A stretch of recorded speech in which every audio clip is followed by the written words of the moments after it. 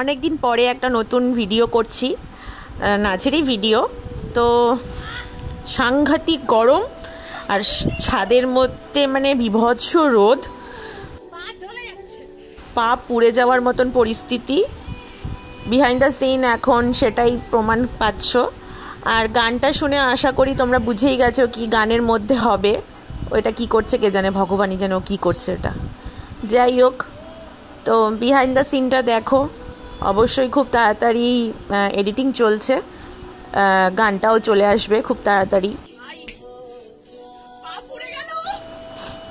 ভিডিওটা তাড়াতাড়ি করে এডিট করে আমি পোস্ট করতে চাই তোমাদের সবার জন্য, তো দেখতে থাকো।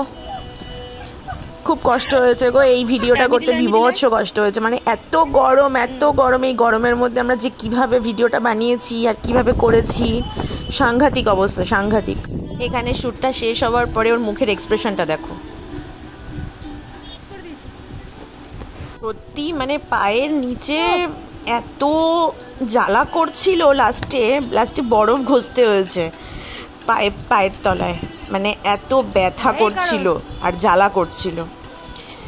বিভৎস রোদ ভাই, এত গরম। এই গরমের মধ্যে আমরা ভিডিও করছি শুধুমাত্র তোমাদের ভালোবাসার জন্যই এইগুলো করতে পারছি আর এগুলো করছি।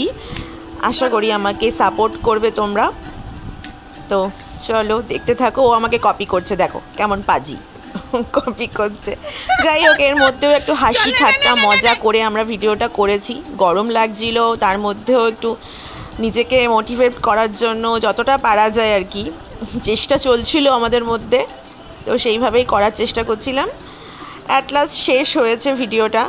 তো মোটামুটি যা হয়েছে তোমরা দেখে বলো কেমন লেগেছে, এইটাই আর কি। সত্যি বলতে কি বলো তো, একটা ভিডিওর পেছনে না প্রচুর খাটনি থাকে, সেটা সবাই বুঝতে পারে না। মনে করে যে জাস্ট একটা ভিডিও কি আছে, এরম হয় না। আমাদের প্রচুর খাটনি হয়। আর কিছু মানুষ তো এই জিনিসগুলোকে টলারেট করতে পারে না বলে ছেড়েও চলে যায়।